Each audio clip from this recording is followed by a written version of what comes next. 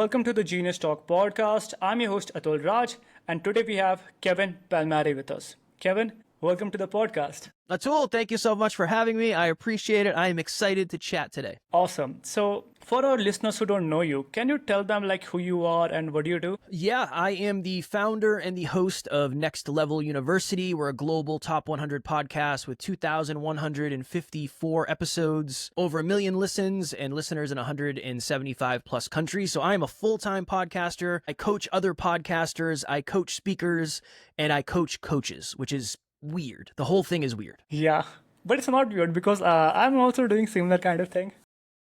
Well, that's why you and I get along so well, because we're doing very similar things. Yeah. So, can you talk about your Next Level University and what it is and who is that for? Yeah, so Next Level University is the podcast, right? It started out as a podcast, and our ultimate thought was, I want to help people get a little bit better every day.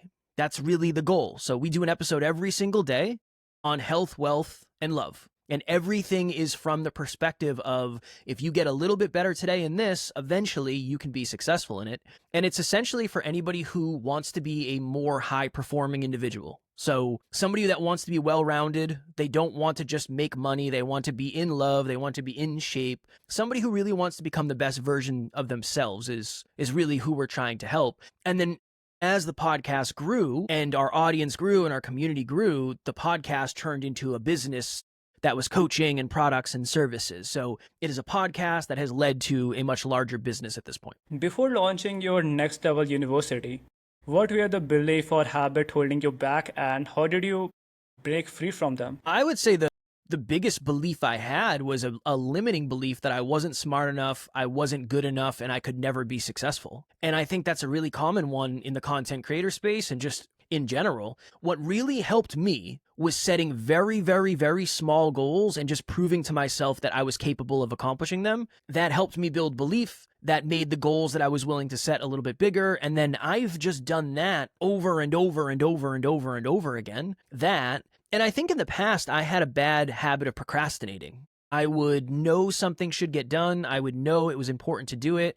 And I just kept pushing it off and I kept pushing it off. So I think with a mix of not believing in myself, not thinking I could be successful, and then just constantly procrastinating, that is probably not a good recipe for success. Yeah, so how did you fix that, the problem of procrastinating? I put my back against the wall a lot sooner. So I think what a lot of us do with procrastination is we wait until the last minute to do it. We wait. I move the last minute up to as close to the time that I'm at as humanly possible. So number one, I live with a to-do list. That's one. I always have a to-do list. And number two, I create dates for myself that have nothing to do with when the thing actually has to be out. So if you reach out to me and you say, hey, can you give me my art? Can you give me your headshot by this date? I'm not going to go by your date. I'm going to put it on my to-do list for today or tomorrow, because if I wait for your date, I'm going to wait until the very last second to get it to you. So I try to make my own dates that aren't connected to the actual due date. That makes sense. It's a pain in the butt to do, but it helps. It helps me a lot. Can you walk us through the turning point of your life when you realized that rock bottom has a basement? And how did that moment reshape your definition for success? I was somebody who, from the outside looking in, looked very quote unquote successful in my mid-20s. I had a great job. My girlfriend was a model. I was competing in a bodybuilding show, so I was in the best shape I'll ever be. Sports car, new apartment, great friends. I had all the things that you could want. My girlfriend left me. Work got slow. I was struggling with money. I had an eating disorder after my bodybuilding show, and I convinced myself that I needed to go just make way more money and then all my problems would go away. I made the most money I'd ever made. And then I still ended up sitting on the edge of a bed contemplating suicide the next year because I was just so unfulfilled and I felt so stuck and I felt so trapped and I felt like I was never going to be able to do what I wanted in my life. So the pivot point for me was understanding that so much of my identity was tied up in the reputation that I had, the underdog who made it, the guy who always has money, the guy who has nice things, the guy who's in shape, all of that stuff. And I started to understand that the reason I wanted to be the person that I wanted to be is because I wanted people to like me. and I wanted people to care about me. So the pivot for me was, if I try to do something that fulfills me, if I try to do something that I really care about, that is going to be more meaningful to me than what other people think. And that has been a really challenging journey as a content creator. But yeah, I was sitting on the edge of a bed contemplating suicide. And I realized that the only way I'm ever going to live a life that I want is to figure out what I actually want to do with my life. And that was the pivot point for me.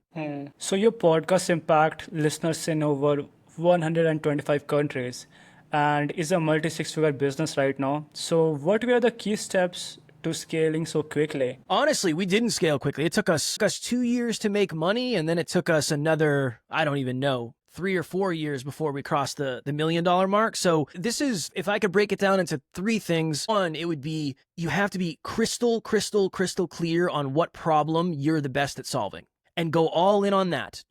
You don't have to solve 15 problems. You have to solve one problem really, really well. That's one. Number 2, you have to go direct to your audience to figure out who they are and then how do I add value to their lives. Long before we were making money, I was coaching for free. I always advise and I always suggest, if you're a coach out there and you have access to an audience, start coaching for free. I'm telling you, it'll work. You're going to learn, you're going to meet your audience, you're going to get data, and you're going to build relationships. So that's the second one. And then the third one, and I don't know, maybe the most important one, is you have to figure out where your weaknesses are and where are your bottlenecks. So you literally said earlier, what was the mindset or habits holding you back? Right now, if you're out there, there is a mindset shift that needs to happen, and there most likely are more important habits that you should be practicing. So we have to figure out where is the current bottleneck, and then how do we move beyond that? But yeah, I think a lot of people just don't know their audience that well. And if you don't know your audience, you don't know how to serve them. All that's super important. And then I think learning what sales actually means is something that it takes a long time usually, but all sales is getting to the point where you can convince somebody that you know how to help them, and then what the exchange for that help is worth it. That's it. You're just helping people. So study sales as much as you study anything else if you're a business owner. Yeah, that makes sense. So what lesson took you the longest to learn, and What lesson took me the longest to learn? Disappointing people is part of the journey. That if you are a service provider, if you have a product, if you are helping somebody with something in some way, there always will be somebody who is disappointed. There will always be an opportunity for growth. There will always be feedback. I think I assumed that if I was disappointing somebody, I was losing. In reality, if you're disappointing somebody, you're learning a lesson for sure. And if you have a good relationship with that person, you can smooth that out. And I've had things happen and I've made mistakes, and that has brought me closer to a client. And they trust me more after, based on the way that I handle the mistake. So yeah, I would say the lesson that has took me the longest, maybe too long to learn, is you are going to disappoint people if you are trying to provide something from them. It doesn't mean it's the end of the world. It doesn't mean you're doing anything wrong. If you can take the lessons from it, you can avoid that same disappointment again moving forward, hopefully. if you could advise your younger self when you hit the lowest point, what would you say to him? I would probably say the things that you have the results in your life are the things that you've worked on. And you really haven't worked on your mindset, and you really haven't worked on your mental health, and you really haven't worked on clarity for what you want out of the future. You're in really good shape because you knew what you wanted to look like, and then you went and did the activity. You're doing well financially because you knew how much money you wanted to make and you knew how to do it. Everything in life is that way. It's just about figuring out what the system is. So I would challenge that version of me to get clear on what he wanted, and then figure out, based on my knowledge that I had at the time, what is my best guess of what the system would be, and how do I start that system? And that's, I mean, everything is a system, right? This podcast episode is a system. Everything that happens after is a system. I didn't understand the importance of that. So I would try to convince him how important the system was, and hopefully I would listen. I just don't know if I would or not. So you have done so many episodes, okay? So what's your why? Like, how are you that much disciplined? Man, Atul, this was literally a dream for me. It was when I started podcasting, I said, if I could find a way to do this full time, if I could find a way to make this my job, I would be the most fulfilled person ever of all time. So one, this is literally my dream. I get to live my dream every day. Some days it sucks. Some days it's hard. but this is like the best thing in the world. So I'm so privileged to be able to do this. That's one. Two, I genuinely want to be the person that I needed when I was sitting on the edge of that bed contemplating suicide. I want to be somebody who can help people raise their awareness so they can avoid the pains that I couldn't. That's a part of it. And then I think the third thing is I want to be really good at this. So I've had people say, "Hey, my show is small. I'm just getting started. What's in it for you for coming on my podcast?" I get that question all the time. I want to be the best podcaster I can be. The best way for me to do that is to do as many reps as humanly possible. So this is a dream come true. I genuinely want to add value, and I want to be the best at this that I can possibly be. So it is a perfect storm of just doing as many episodes as humanly possible to get better. Yeah, and talking with it's fun too. Yeah, it's fun. That's a Yeah. piece too. So, if someone is skeptical about holistic self-improvement, where do you suggest them to start to see results? One, I would say you should be skeptical because you should be skeptical of anything before you start. So that's a totally normal place. And there's a lot of bad advice out there. So that's one. Two, I would say understand that what most of us are longing for is balance. The reason we talk about holistic self-improvement is life, love, health, and wealth, right? But it's not really balanced. It's kind of a juggling act. So don't go into this expecting to be able to level up your health, your wealth, and your love at the same time. It is really, really, really hard to do that. You're trying to get good at three things at the same time. That's one thought. The second thought is we're really big on habit tracking. So as we were talking about earlier, there's a system, you reverse engineer it, and then you do like daily habits. So if I check my bank account every day, I'll make better financial decisions. Cool. Understand that when you get into personal development or self-improvement, even if it's not holistic, it might feel rigid, it might feel like it's trapping you, and it might feel bad in the beginning because you're going to be doing a lot of things that maybe you haven't done before, but most of those things are going to help you in the long run. It just doesn't feel like it necessarily.